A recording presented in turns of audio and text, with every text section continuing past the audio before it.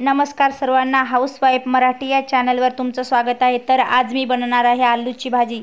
आलूची भाजी बनवण्यासाठी मी 2-3 आलू घेतले व त्याच्या बारीक बारीक अशा फोडी चिरून घेतल्या।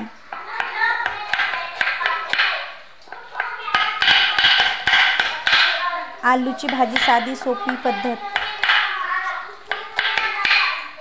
आलूच्या फोडी मी पाण्यामध्ये स्वच्छ धुवून घेतल्या।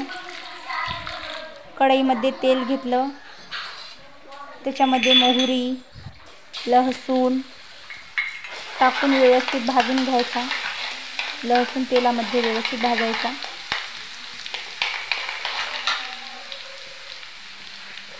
लाल मिरची, हळद, मीठ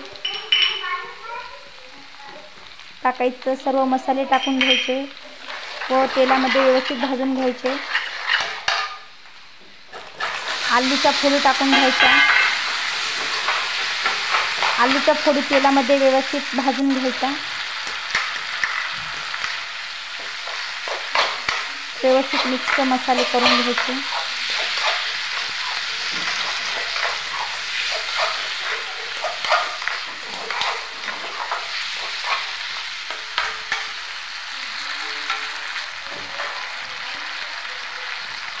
त्याच्यानंतर त्याच्यामध्ये पाणी टाकायचं। 15-20 मिनिटं तसेच शिजू द्यायचं। तुम्हाला माझी रेसिपी आवडली असेल तर लाईक, शेअर, सबस्क्राईब नक्की करा। माझा व्हिडिओ बघितल्याबद्दल धन्यवाद।